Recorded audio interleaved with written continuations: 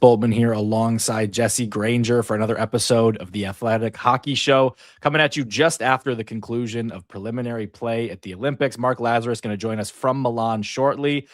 But Jesse, we've had a week of hockey to digest here. I don't think any huge surprises at the top, right? I mean, this is what we expected the whole way. Canada and USA, the unbeatens through pool play, they will be the 1 and 2 seeds now that we get into the knockout round. But I do wonder, with what you saw over the course of the last week, has the gap at the top widened a little bit? I mean, what Canada has shown at the very top of their lineup is pretty impressive. Yeah, I think the gap has widened quite a bit. I'll be honest, I went into this tournament thinking it was 50-50, maybe give Canada the slight edge. As an American, I picked the US to win the gold, and I felt pretty decent about it. I no longer feel pretty decent about it. I think Canada is clearly the best team. I think the US has a chance to beat them, but I went from thinking that this is like two teams kind of on level playing field to thinking, to me, Canada is clearly the better team, but I think US can pull off the upset still. Yeah. Canada is as deep a team as you can possibly build. We know that. But I do think that the difference, when we talk about the gap widening, it is at the very top of the lineup. It is because of the stars on Team Canada. Connor McDavid, with averaging 3 points a game through pool play. It's ridiculous. It's the new high water mark for an Olympics that has NHL players at it. That's obviously sublime. But I think the readiness of Macklin Celebrini has been one of the major stories of this tournament. They've put out some ridiculous lines, frankly. They had a line that had Celebrini, McKinnon, and McDavid on one line. That is the three highest scoring NHL players at these Olympics. Could also all be centering their own line and be excellent. They're able to roll them out together. I don't know if we'll see them do that against the USA or not, but that I think typifies the flex that Team Canada has shown. Yep, totally agree with you. I think when you look at the bottom of the lineup, I think the U.S. depth has shown well. Obviously, Brock Nelson's having a great tournament. They can hang with Canada in terms of the depth. The blue line for the U.S. has been phenomenal. They just had a huge game in this most recent one today. I thought the blue line was phenomenal, but they don't have that extra level of superstar ability that like Jack Eichel having a good tournament. The Kachucks are kind of doing their thing. They're not having a bad tournament, but they aren't the same level that McKinnon and McDavid have been, and Crosby at times. Canada, man, when they've got, especially on that power play, it's pretty unreal to watch. And Austin, we're talking about this on Sunday night. Austin Matthews just had his best game of the tournament with a couple goals and a really nice assist. So that's good to see. It's a guy who needs to get going, and it's happening at the right time. But I had someone ask me, like, before this tournament began, like, give me some hope for how USA can do this. And I said, they got the best blue line in the tournament, and they got the best goaltending in the tournament. I think we already knew Canada had the best forwards. I don't think we knew that it was by the margin that it looked through pool play. And I think the other side of that is that I think the gap in goal is closer than I would have made it out to be, at least coming into this tournament. Jordan Binnington had an excellent opener against the Czechs. Obviously, there's room for a little bit of debate here. And I want to ask you, like, did your opinion of the goaltending gap, am I on the right track there, that it shrank in pool play? This won't be popular because goalies are judged only off of how many goals they allow, and Jordan Binnington hasn't allowed very many goals. So pretty much, like, when I look on Twitter, the conversation seems to have completely changed, and everyone thinks that the goaltending woes were overblown and they're past it. I'm not as convinced. I will say that when I watch the process of Jordan Binnington, not just the results, I'm seeing the exact same thing that I'm seeing in St. Louis. The only difference is he's got superstars at every other position on the ice so that his mistakes don't matter. I had this conversation with Dom the other day. I think Binnington is playing further out at the top of his crease to make up for him just not feeling like himself, and he's just trying to kind of compensate, and it's leading to rebound goals. Now, he did allow a rebound goal again today. It was the only, like, there weren't many chances, so it doesn't stick out as a bad game. But I do still have some concerns that if Canada plays a team that can hang with them and match them chance for chance, Binnington could be the weakness that ends up costing them the gold. I still do think that. And I also think that Connor Hellebuck today showed another level that I haven't seen from him since his knee surgery. I've been a little hesitant on Connor Hellebuck. Like, he's still a great goalie, but he hasn't looked like the elite Connor Hellebuck that we're used to seeing since that knee surgery, since he's come back from Winnipeg. Today was the first time I've ever thought, there it is. There's the Connor Hellebuck. He's ahead of the play. He's never going to be the quickest goalie because he's a monster of a guy and he's not the most athletic person. It's so important for him to be ahead of the play, reading the play, predicting where it's going to go. But when you're that big and you are ahead of the play, good luck scoring on that guy. And that's what he looked like today. I mean, he was ahead of the play the entire way. When Germany did get a chance, they're basically just firing it into his chest because there's nowhere to shoot.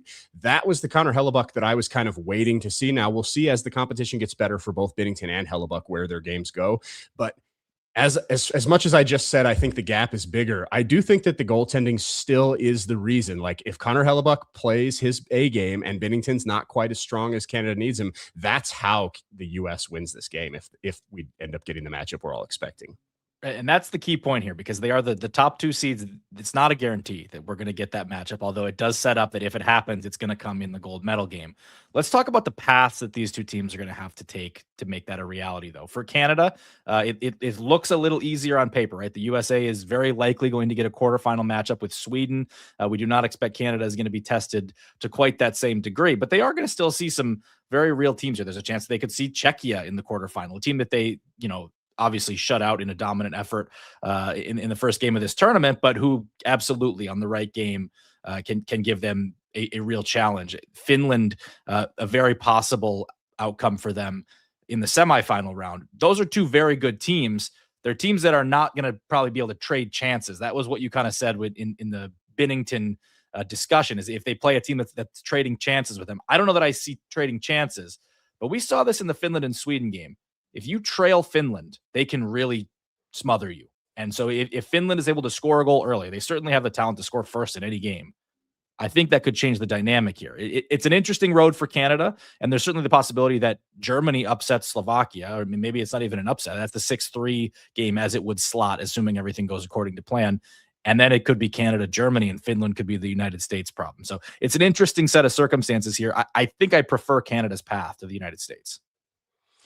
Yeah, unless like the one thing I will say is I think the U.S. has an easier path if Slovakia stays down in their bracket. So now, because of the reseeding, we don't know. It's not like the NCAA bracket where we can predict who you're going to play in the Final Four or the Elite Eight. Like the reseeding kind of messes things up. But assuming Slovakia can continue playing well like they have and beat Germany, I actually prefer the U.S. path not having to play Finland in that. Now they maybe a bit more difficult quarterfinal matchup, but to me the semifinal is where you're going to get your big test. And I like, if I'm the US, I'm happy with Slovakia being that test as opposed to one of the 4 nations teams. Right. And again, that's if it's Germany and if they're able to beat them, right? So there's still some contingencies, but this is how we have a fairly good idea for how it's going to shake up. It's not, like you said, it's not a perfect bracket, but I think we can probabilistically look at this and say that the likeliest outcomes here are either, if Germany wins and they're going to play Canada and the U.S. will get Finland, if Slovakia wins, then the U.S. will get Slovakia and Canada will likely get Finland if the U.S. can get by Sweden. And that's the real, the big story, I think, coming out of pool play is that Sweden, a team that I picked for the bronze medal here, is at the 7th seed here. And it's a very hard road for them, but it certainly makes the United States path that much harder. This is a medal contender is going to go out in the quarterfinal situation. Yeah, for sure. They haven't looked great. I haven't gotten to see as much Sweden just because, as I was mentioning to you in the 3 a.m. West Coast time, I've been getting up for the 7 a.m. games every day. I can't bring myself to get up to the 3 a.m. I will be doing it for the knockout stage games. I'm getting up to watch the 3 a.m. games, but I haven't done it so far in group stage. It's super interesting. Like Finland started off the tournament. It looked like they were going to be the disaster, right? It looked like, wow, this is what is going on with Finland. Then they get that amazing performance from UC Saros. They beat Sweden, and now all of a sudden we feel like Finland is the biggest challenger out there. Other than it's just funny how quickly things can change in a tournament like this that's so small, like so condensed, and we don't get to see these teams outside of this. So we don't have strong opinions on, like in the NHL when a team has a bad game, we're like, whatever, we know what this team is, so we'll just ignore that. In a tournament like this where we don't get to see these teams, I feel like, at least for me, my opinion of these teams is swinging like drastically every day when I watch another game. Yeah. All right, let's bring in now from Milan, Mark Lazarus. And Laz, after watching this week of pool play, we've just been talking about some of the ways that USA and Canada. Do we have Laz? Yeah, I'm here. Oh, there you go. Okay. After watching, we were just talking about USA and Canada and how their paths have taken shape. But I did want to talk to you about one of the teams that has most kind of upset the apple cart in the early going here, winning its group, Team Slovakia. And they beat Finland. It's the big story of the early going. but it's ultimately a goal in defeat, a margin of victory situation in their game against Sweden that hands them the group. Talk to me about what you've seen and heard from the Slovak team, the Slovak press on the ground there in Milan. Well, first of all, that game was one of the weirdest games I've ever seen, where Slovakia scores to make it 5-3. They're losing, and they're celebrating. Juraj Slavkovsky is losing his mind, celebrating, and then Sweden pulls the goalie up to trying to get that third goal. Like, you got to love the inanity of goal differential being the differentiator here. I was listening to you guys just now, and you're kind of dismissive of Slovakia, and I don't think you should be. I think Slovakia is pretty legit here. Coming into this tournament, I think a lot of us, myself included, had like Czechia as maybe like the team that could upset the apple cart and make the medal round because of their goaltending, because their high-end skill with Pasternak and Necas. But there's something about the Slovakia team. Juraj Slavkovsky is like the greatest Olympic hockey player of all time. He's got 10 goals in 10 games, which is insane to think about, dating back to when he was 17 years old in Beijing. And this team just seems to have some belief around it. Samuel, I'm going to try to say this name, Halavai, my Slovakian friends here have been correcting me on that, is Halavai. Has been very good, very solid. He's another one of those guys. He's with the Iowa Wild. He was so bad this year that he got demoted to the ECHL for a game and then gave up 4 goals in that game. But in international play, he's always been really good. And you see these at these kinds of tournaments where you have guys that play differently when they have the national crest on their sweater. For whatever it is, they play lights out. And, other than Slavkovsky, you got like a Dalibor Dvorsky, and you got some talent on this team. But beyond Slavkovsky, they seem to really buy into what they're doing. They play a really sound, smart, safe game. And I don't think that's a team that's going to get blown out by anybody. I think they can hang with just about anybody. Canada and the U.S., probably not. But you could see them getting into the medal round at this rate. The key thing for them is it shapes up would be a matchup against Germany. And I think what's interesting is then it's kind of the same style of construction, but I would just say the higher end for the German side, right? Like if you have one defining forward, it's Draisaitl and Slavkovsky. If you're defining defenseman, it's Seider and Nemetz. Goal can be an equalizer, but I still think I'm taking Grubauer over Hlavai. But based on the way this tournament has gone, far be it from me to dismiss the Slovaks. They have been the story, I think, of the tournament outside of the favorites. Yeah, and Germany hasn't exactly been all that impressive. I think a lot of us expected more out of Germany than we've seen. They didn't have really any fight against the United States today. It was other than their wonderfully named goalie Maximilian Franzareb, I think it was. I'm already forgetting, but he was really good in the first period, and then the United States just took it to them. This German team is not very impressive to me right now. Slovakia is playing with purpose, and they have a lot more belief right now. You talk to the German players, and they're kind of down on themselves. The Slovaks are having the time of their lives, man. They are living it up. They are doing exactly what they always dreamed they'd be able to do, and they're playing with a lot of swagger right now. And I think that does make a difference in an elimination game. That's something that, like, I was going to kind of ask you, like, is there anything that you feel like you understand about this tournament being there on the ground level that we don't? That's something that I haven't gotten at all, like from watching the coverage online or seeing the tweets or whatever. Is there anything else that you feel like maybe you guys are experiencing there that isn't coming through, that you're not seeing everybody on Twitter talking about or anything like that? It's hard to say because like so many people that I follow on Twitter are here, and we're all like in this echo chamber yelling at each other in the press tribune and all that. I find that, like, for the U.S. and Canada, they're having a great time. Do not get me wrong. They are, you hear the Tkachuks talk about what this experience is like. Matthew Tkachuk just now in the mix zone called it a life-changing experience. It's all true. And I wrote about this a little bit earlier in the tournament. It's gold or bust for them, right? Like, they are so much pressure. If the United States wins silver, they have failed. If Canada wins silver, they have failed. If Slovakia wins a bronze medal, they're getting parades, they're getting statues, and they know it. They're playing with house money right now. They've already exceeded expectations, and there's a lightness in their step that I feel I don't see in Canada and the United States. Canada is just absolutely steamrolling people, and they know it, and they're having a lot of fun. And the McKinnon, McDavid, Celebrini line, everyone's having a great time. Tom Wilson getting into a fight. Everybody on Team Canada is loving that. But deep down, they know that there is no room for error for them. Slovakia, no matter what happens the rest of the way, is going to feel good about what happened here. And I do think that there are X factors like that when you're playing at this stage. Even superstar athletes feel the pressure. Look at Ilya Malinin, the figure skater. He's the greatest in the world, and he knows it, and he completely fell apart, and he talked about how the pressure of the stage got to him. Jeremy Swayman brushed it off yesterday because of the way it happened, and it happened in a win, but the moment was big for him in that first period, and you could sense it. I do think that even the best professional athletes in the world are susceptible to that at this level. They've never been here. None of these guys, pretty much, other than like your Crosbys and your, Roman Chervenkas, have been here before. And I don't know how everyone's going to handle it, but I do know the weight on the US, on Sweden, and on Canada is very, very different than it is on the Czechs, on the Swiss, on the Slovaks. And I think that's why you do see upsets in these tournaments and at world championships and things like that. You mentioned the Swiss. I think, we're going to give a lot of the attention to Slovakia because they won their group. That's deserved.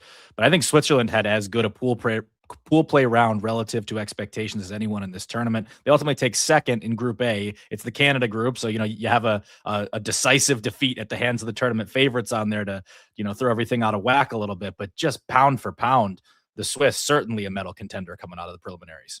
It's a really good team. They've got all the pieces. They've got, they've kind of snuck up on the international community, I feel like, the last 10 years or so, where they're on a par with the Czechs. They're on a par with, I would put them ahead of the Germans and the Slovaks in the bigger picture.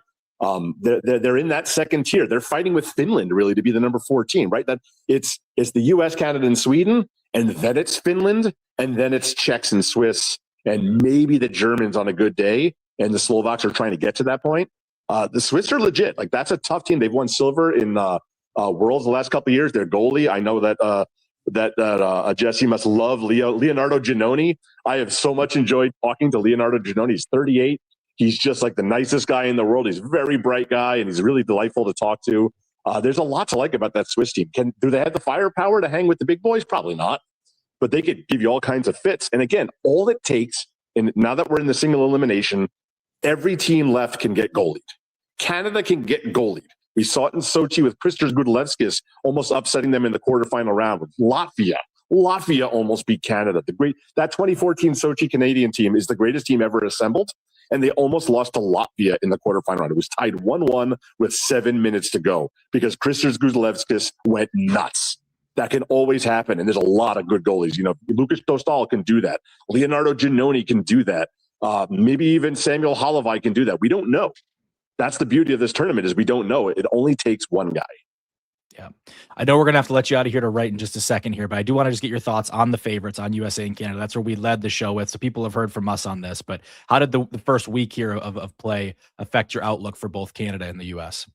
I feel a lot better about Canada than I do about the Americans right now. I don't feel like I'm not worried about the Americans, but the Americans feel like much more of an unfinished product, where they're still working out some kinks. Austin Matthews was really good today. I know I just wrote a column kind of, questioning his captaincy and all that. He was really good today. He was good in the third period yesterday.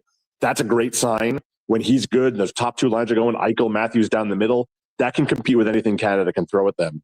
But overall, the vibes around Canada, they're just dominating. They're having fun. They're scoring ridiculous goals. Celebrini got 4 goals in 3 games. McDavid's got 9 points. The U.S. isn't doing that. The U.S. is kind of like stumbling around, and like they're winning handily. They're winning by 4 or 5 goals every game, but they don't look terribly dominant or impressive doing it. And I don't know if that's because these games don't really matter and they knew they were going to cruise. Maybe they can flip that switch, but it's really hard to do that in a short tournament like this. I have questions about the Americans right now. That Sweden game in the quarterfinal, assuming that's what we get, that's going to be a really, really big game. And it's entirely plausible. Like, Sweden's in the same way. Sweden and the United States have both kind of looked good and then bad. Like, Sweden had an awesome third period the other day. They looked terrible in the first 2 periods. I don't know what to make of the Swedes right now, but we know they have the talent and the goaltending and everything to hang. I feel much better about Canada than I do about the U.S. right now. The only thing I'd quibble with is, you said, Eichel and Matthews can match up with whatever Canada can throw at them. Boy, after this week, I don't know if I even think that's true at this point. Like the gap might be that real at the top. McDavid, McKinnon, Crosby, and you could argue Celebrini. I think I can argue that you get through all 4 of those centers before you get to USA's best center. And that's with a ton of respect for Jack Eichel. They very well may have 4 of the 5 best centers in this tournament, with the other, in my opinion, being Leon Draisaitl. They're playing 1 or 2 of them on the wing at any given time. Well, that's what we talked about going in, right? The forward depth for Canada was absurd. The goaltending depth for the United States was absurd. And the defense is kind of a mix. Like, I think I still like Team USA's defense more than I like Canada's.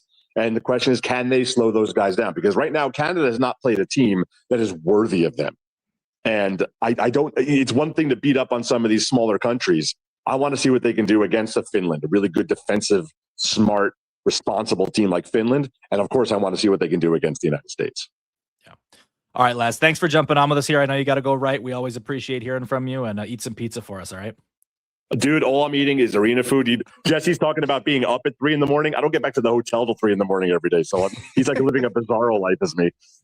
All I'm hearing is more waking hours to be eating pizza and pasta. So I think you can find a way. There is a pizza place right around the corner from our hotel. It's open till 5 a.m. every night.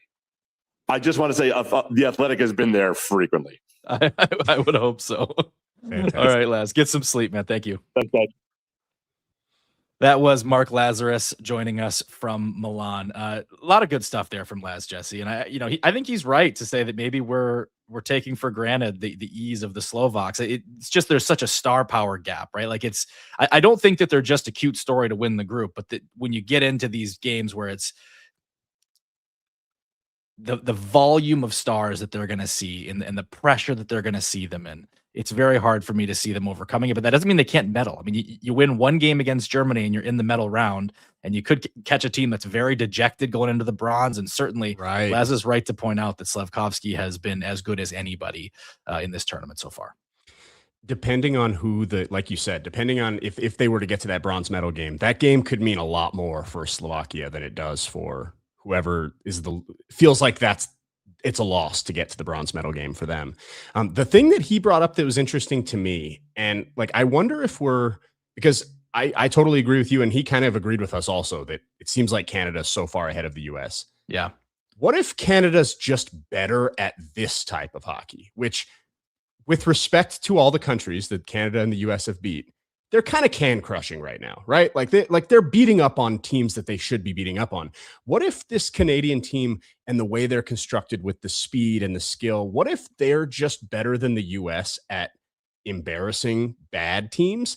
And what if, and like, remember when we were talking about the way Guerin constructed this team, it wasn't really constructed to put up a bunch of goals against inferior opposition. It was more so built to win a tight, like close, tight checking game. So maybe, and like, I feel like this has been a very pro Canada, anti-US podcast so far. I do think I want to leave a little bit of a window open for the fact that maybe this Canadian team is really good, but maybe it's just this specific type of hockey we've seen through group stage that's making us elevate them to a level that, like, in comparison to the US, that maybe we shouldn't be. I think it's a very good point. And I think when you look at how the US wants to play these games, it is a lot of taking your time away and capitalizing when they get a chance. Like, I don't think that Team Canada is going to get nearly the number of odd man rushes against the United States that they've been able to create against some of the other teams. Granted, it's true for the US too. Like, Jack Hughes, I think, has been one of the breakout stories of the tournament for the United States, partly because he is so good in puck possession. By the time those Canada games roll around, I don't know if there's going to be as much time for puck possession, but certainly you're encouraged by what you've seen from Jack Hughes. You're going to need guys like that to create those to even get to the Canada game. But by the time you get to that game, I think you're onto something. I think that's why you build the team, or they did build the team the way that they did, is because they don't want to try to trade chances with Canada. They know that if you just go the 12 most skilled versus the 12 most skilled, Canada's got the edge. But if you change the nature of the game, and I think Canada did very well to add Tom Wilson to this mix as a little bit of a counterpunch to the Kachucks. But I think you could change the nature of the game a little bit into more your style. This is, for US to win, it's going to have to be a first to 3 wins kind of game. For sure. And we talked about getting goalied, and we kind of think of like the smaller nations that their goalie can stand on his head, but Connor Hellebuck could goalie Canada like that. We didn't really even talk about that. Like, he is the best goalie in the world. I mean, he's the 3-time Vezina winner, the reigning Hart Trophy champion. Like, he could be the one that goalies them. We haven't seen Connor Hellebuck do that on a big stage, whether it be Four Nations, whether it be the playoffs, but people like the stories about players not being good in the postseason, it only lasts until they have that great postseason. And maybe this is that moment for Connor Hellebuck. So the US can absolutely win that, can absolutely win gold. It's just, they're going to have to be better than they've been. Cause I agree with Mark. They've been winning these games by a bunch of goals, but it doesn't look like they're on a different, like when Canada's playing, it looks like they're playing a different sport than the other team. And it hasn't looked like that in the US games. It looks like they've been marginally better consistently enough to win their games comfortably. I think the thing they're going to have to battle is, how do you stay present knowing that this is all setting up for this now, right? And they've done, I think, a pretty good job of it so far, of playing the team in front of them. Maybe that first period against Denmark, you can kind of question, were their heads somewhere else, although some of that is just some fluky goals that I don't think Jeremy Swayman lets up. If you give him 100 of those, you're not going to see another one of those floaters from the neutral zone go in on him. But it wasn't a strong game for him, and maybe some focus. Maybe it's just some bad luck. Who knows? When you see Sweden, though, you're not going to be able to afford something like that. I know the Swedes have not had a very good tournament so far. I think the Finland game was rough, and even their last game against Slovakia, like, you get a late penalty and then that kind of costs you the group. I don't know that it was necessarily a convincing win even before that. And I thought the Finland game was the most concerning for them, and obviously it's the one that ultimately most shapes the way that the bracket is going to form here, where we expected Sweden to be winning that group and firmly in the 3 seed, and now suddenly they're going to see the US in the quarters. It's some of the things we talked about in the preview, though. Like, ultimately, like, Lucas Raymond's had a good tournament. He's got 5 points. It is a question of where are your game breakers offensively for Sweden, as well as, and this is a mea culpa, I said I thought Philip Gustafsson could be the best goalie in the tournament by the end of it. That has not been the case so far at all. No, it hasn't. And it's like, he's going to need to be the guy. Like you mentioned it. If Sweden can make a run, it's going to have to be with Gustafsson being awesome, because I don't see this team. Their forwards aren't nearly on the level that Canada or the US are. Their blue line is good, but they don't have those game breaking, like, we're going to outscore you guys up front. I think if they're going to, and what Mark said about the US being an unfinished product, that's what I feel about Sweden. I feel like they've got the talent, but they're just not playing all that well together. And, like, it's not allowing the talent that they do have to shine as much as you'd expect. Gustafsson could change things. He's having a very good year in Minnesota. It wouldn't surprise me at all if he comes in and has a phenomenal game against America. If assuming they win their their first round matchup in the quarters, it wouldn't surprise me at all if he's great against the US. But that's what it's going to take. Here's an interesting comment from the chat here. Blue JM says Canada has an easy matchup against Denmark or Czechia. Are we calling Czechia an easy matchup here? Because I think from the very beginning, we have talked about one of the big risks is that the idea that Lucas Dostal goalies somebody in the quarterfinal. They've been so disappointing. You won't find someone higher on Czechia going into the tournament than me. After watching them play 3 games, I've lost a little bit of faith. The depth is a bigger problem than I expected it to be. Like, yes, that first line, when Necas and Pasternak when they're out there, they're dangerous. When they aren't out there, it just feels like they've got nothing. Like, they're so unthreatening as a team when those guys aren't on the ice. The depth is a bigger concern than I thought it was going to be going into this tournament for me, for Czechia. Now, like you said, Lucas Dostal is amazing. He can goalie someone at any point, but the overall team is very disappointing for the expectations I had, and I think a lot of people had going into this tournament. And I think, Czechia, you have the scoring, but it's a question of, can you play the way that the Finlands have so far, in a way that when you get a lead, you can kind of smother the game. I don't know that I've seen that from them yet. It's not that I don't think they can score 2 or 3 goals to win. I don't know that I can see them keeping Canada under 4, under 5, barring Dostal having a 40 save effort. For sure. And that's what happens when you have 2 NHL defensemen, right? Like, they just aren't as talented on the blue line. Like, Finland's not quite up there with the US and Canada, but they've got a lot more NHL talent on the blue line than a team like Czechia does. How about Finland? Because I think they're always the team that gets ignored, and yet they're always the team that's there in the end, whether it is literally meddling, whether it is upsetting somebody. Like, Finland's a team as the 4 seed that I think is maybe the bronze favorite at this point. I would too. If we were making medal predictions right now, I think I'd take Finland for bronze. They found it. They got that win over Sweden. Like, that's almost bigger than a medal for them, right? Like, if you told them going in, like, hey, you'll beat Sweden, but you won't medal, they'd probably be like, all right, we want the win over Sweden. Like, that's everything. Like, so I think that got them going. They had that rough start. There couldn't have been a better second game for Finland to turn things around.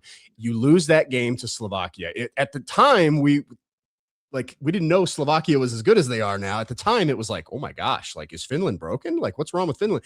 To have Sweden be the very next game and get that win over them, and you just feel great about yourself. Like, this team, they've turned things around, and I agree with you. They're probably the favorite to win bronze. It'll be very interesting. All right, individual player thoughts here. I mean, we've talked through some of the teams. Any players really raise their stock for you through pool play? Anyone put themselves on your radar that you were not expecting to be viewing in this light? Slavkovsky's the obvious one. I mean, the kid is just built for this. Like, when he puts on that jersey. He's a different player. He's right up there with all the Canadian players in terms of points, and he's on a team that isn't scoring 10 goals a game, so it's pretty impressive. And then the other one is, and like this is another obvious one, but like Macklin Celebrini, I thought this was going to be he's going to be along for the ride type of thing. Like he's not going to be a bad player, but he's going to be kind of in the background, and like he has been in the forefront. He has been a major reason why Canada has looked so dominant. It's pretty wild considering the age, how amazing he's been. What about you? Is anyone stuck out to you? Yeah, I mean, we were talking about the Swiss earlier as one of the stories. It's like JJ Moser on that back end. And I certainly went into this tournament thinking it from the back end, it's driven by Roman Yossi, and he's been very good as well. But I think Moser has really shown that, the role he's been able to play in the NHL for Tampa Bay, that's not just a product of being in a big role. He's doing this against top teams. Czechia is one of, like we talked about, one of the teams coming to this tournament we thought would be a medal favorite. Like Moser has found a way to be a do-it-all guy for them, and I think he's elevated to certainly he's always been a top four, but I think you can call him with a bullet top pair guy at this point. Yeah, Timo Meyer's been great for Switzerland too, and that's not like, we know Timo Meyer's great, but he's been one of the standout players in the tournament. And then another guy, like when we were talking about Czechia, and I mentioned like how good their top line is. The guy I didn't even mention is Martin Necas, and he's probably been their best player in this tournament, even better than Pasternak. So it's not really any like small name players. These are big name guys, but they've been showing up maybe more than I expected them to. Well, I think it's relevant because we always talk about who can get it done in the playoffs. And I think Olympic hockey, it's not quite the same as playoff NHL hockey, but it's certainly at a higher level than NHL regular season hockey in most cases. And so I think it's relevant. Like, and I think about that with Tim Stützle too. It's not like we're under any illusions that Tim Stützle is not an elite player, but when you see him tied for this tournament, lead in scoring through pool play, you go, okay, he's at that level, right? Like he's right up there with the best scorers in this tournament. And again, to your point, right there with Macklin Celebrini, which it's pretty amazing what he's been able to do as a 19-year-old. So prediction changes. Like I think we're both on Finland now. MVP, I think it's got to be McDavid with a bullet, but the knockout round is going to decide a lot of that. Yeah, it's if the U.S. were to, because Austin Matthews was having a bad tournament. I mean, Mark even said, he wrote a column questioning the captaincy. I've been questioning the captaincy. He had a much better game today. He's now all of a sudden the leader in the clubhouse for the U.S. in terms of, I think, points and goals. But if I were to pick an MVP right now, if you told me the U.S. is going to win the gold, who's the MVP? To me, Jack Eichel would be my answer. He's been the best player on the team. I think he's the best American forward, which a couple of years ago, if you would have said that, that would have been a shocking statement. Now, I think it's a little, we've kind of gotten used to Jack Eichel being one of the elites, but who do you think is the most valuable player for America? And maybe Hellebuck ends up being that guy if he's the one that is the reason they win. But like, if I were to tell you right now, the U.S. does win the gold, who is the MVP? Because it's a more interesting conversation, I think, than it is for Canada, who McDavid's just lighting it up. The one thing we've all talked about when we've talked about the U.S. and Canada is that the U.S.'s blue line we still like a little better. And I think Quinn Hughes is probably the guy. If the U.S. is going to win this, and you notice it, Drance made this point on Twitter, and I thought it was an excellent point, that Quinn Hughes is one of the very few defensemen who drives play at the level of a center. Like he just, in transition, in takeaways, and creating offense. And I've noticed him every single game significantly, and that's without even having a goal, although he did have one wiped off the board. I think it was in that Latvia first period. I've noticed him every game, every period. I think if the U.S. is going to do this, he's probably the guy who I'm looking at as the driving force. In addition to, obviously, you need Connor Hellebuck to be very good. But I think for what Quinn Hughes can do driving play, for what he can do setting up on the power play, what he can do in transition, he's probably my answer for USA's best player and most valuable player. Yeah, Werenski is another one on the blue line that, like, he had a goal today. He's Sanderson, phenomenal. Yeah, we've talked up their blue line basically since before the tournament. They're stacked, and today was their best game, the blue line, like in terms of activating not just the points, but it seemed like when the U.S. had the puck and sustained zone time, those guys were diving into the slot and really being aggressive, and it makes a big difference for them. The one other thing I want to talk about, and this is more NHL than tournament related, but it's always a factor when we talk about NHL players going to the Olympics, and that's injuries. And Kevin Fiala is the big one, out for the season with a freak injury. I don't think that there's any intent to injure on that play. He kind of gets tangled up with Tom Wilson, goes down. And it's a huge loss for an LA team that's been pretty aggressive here. And they add Artemi Panarin. Obviously, that's a sign that they're gearing up to make a push for it. And down goes one of their current most dynamic wingers. absolutely brutal for a team that can't score, right? Like that's the Kings' problem. The reason they went and traded for Artemi Panarin is because they haven't been able to score. And going through the Pacific, like you're going to have to go through Edmonton or Vegas or both teams that can absolutely score. You add Panarin, and now you lose Fiala, which to me is like their best pure scorer on the team before adding Panarin. Now Panarin's a better player than Fiala, but it feels like, man, that bump you felt like you were going to get from Panarin just got a lot smaller losing Fiala there. It's absolutely brutal. Like that team, that was a player that team could not afford to lose. Absolutely. We do have one bold prediction in the comments here from Whiskey and Wings. Do we want to put that up on the board? Pasta hat trick sends Canada home.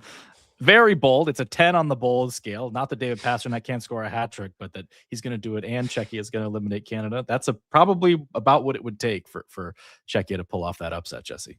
I think that's how many goals Canada has allowed in the Olympics is 3 right now. So Pasta's going to double their goal allowed total just on his own.